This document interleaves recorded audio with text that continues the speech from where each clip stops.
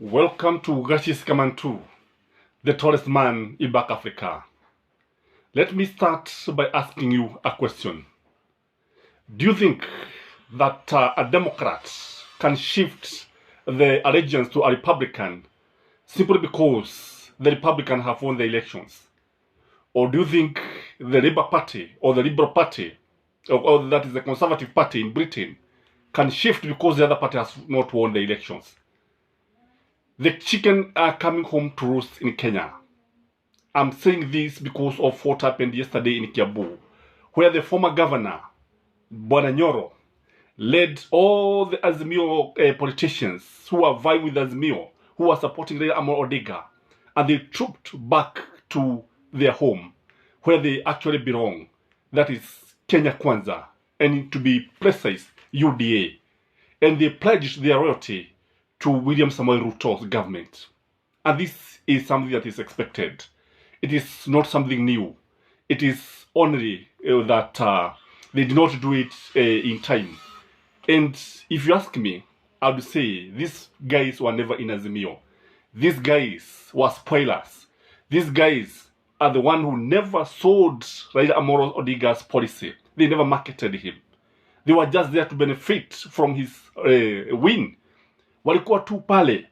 Now, one thing that is very clear is that because I've said Kenyan politicians have no principles, they move with the wind and they change like chameleons depending on the weather, depending on the environment. Na jambo moja ambalo limefanya hivyo warudi kwao nyumbani ni kwa sababu ya njaa imewaweza. They are very, very hungry. They are not getting traders. They are going there to get traders. They are going there to get money. Because what there is in politics, what is key is interest. It's just a matter of interest. If a Kenyan politician or an African politician cannot benefit from a party, he cannot join that party. And he can even sell his relatives. They can sell their mothers. Some of them can sell their mothers for them to win favors of the powers that be, for them to win favors of the government. And I don't think this is the case in developed countries. Because now that the Democrats are ruling in USA, don't you think the Republicans are also benefiting? Because they are entitled. It is not a favor to be in UDA or in Azimio. It is your right. And the moment Kenyans realize this, the better for them. And the other thing is that this is something that was bound to happen. This is nothing new, if you ask me.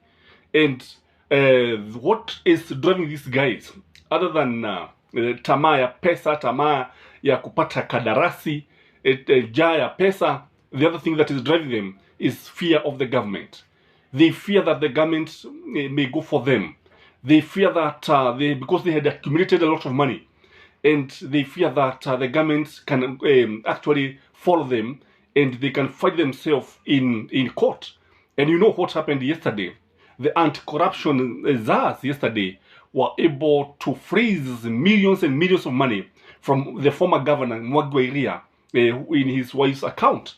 Na ni jambo ambalo watu hawakuwa wanakijua. But when you have a governor's wife accumulating or having her account receiving over 500 millions in her account, then you can understand why these guys are trooping back to Azimio. Not Azimio, Kenya Kwanza. Kwa sababu hivi ndivyo ambavyo wanaogopa. Because remember even the auditor's report, when I was going through the auditor's report, I realized that there are so many quarries in Kiambu County. I could read that there was a road around Gatito, Garissa Road, that was not constructed. I could see that there were money that was supposed to be in hospitals, was never taken there. There were some hospitals that were supposed to be equipped, and they were never taken there. They also rejected hospital equipment that were given by the national government. No reason was given to this. You realize the reason why they are running away from Raila's party, so that they can be protected in Azimio. No, sorry for that. They can be protected in Kenya Kwanza, because you know that this is a home for corruption. Kenya Kwanza is a home for corruption. Hapa yote anaweza kuingia bila kujali, yote ambaye ana walakini anaweza kuingia pale, kwa sababu kama ninavyosema mara kwa mara, wasona haya wanamji wao. The other thing is that when you look at somebody like SK Macharia is one of the most principled politicians and business investors. No wonder he has succeeded so well. Because when you look at this man, SK Macharia has stood with Raila for 4 elections. For 20 years, he has zealously supported Raila Amolo Odinga, financially and morally. Despite the many charges, even now he's still standing with Raila Amolo Odinga, and don't expect him to abandon him. He's not going to abandon him. And this is what we expect of people who are principled. This is what we expect of Kenyans.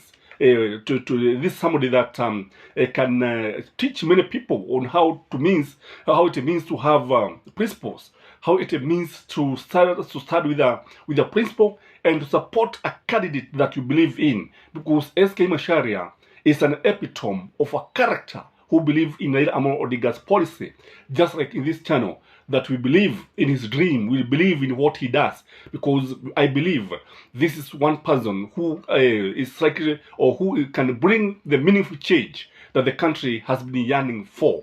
Again, when you look at this, you can see the coming of the monolithic party. One party, monolithic party, is in the offing. It is coming. It is just a matter of time. Because what I can see, I can only see ODM against Kenya Kwanza.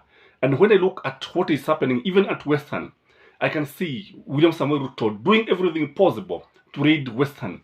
And it's like he's gaining ground. When you look at the situation, he's gaining ground.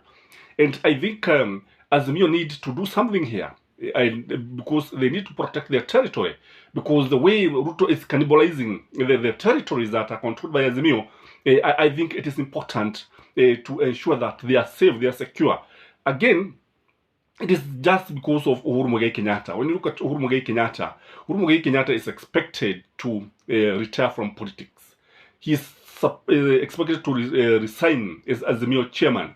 And when we say that in Kiswahili tunasema kwamba mti mkuu ukianguka wana wa ndege wanakuwa mashakani. Mti mkuu ukianguka wana wa ndege huyubayuba. This is what is happening. So with the resignation of Uhuru Kenyatta, then all these guys have nowhere to go. They have nowhere to cling. And that is why lazima waondoke watafute mahali ambapo wanaweza kujishikilia. Again, it's also a matter of, if you can't beat them, join them. Because I think what they have realized is that there is a lot of UDA in Mount Kenya. The dominance of UDA is unquestionable in Mount Kenya, because everybody is moving toward that side. Na ni pale ambapo pia Waswahili wananena wakasema mkono usioweza kukata ubusu, so they are just kissing the palm, kwa sababu wameshindwa kukabiliana na hali ilivyo, because they have no principles. And these guys, if you ask me, I would call them traitors.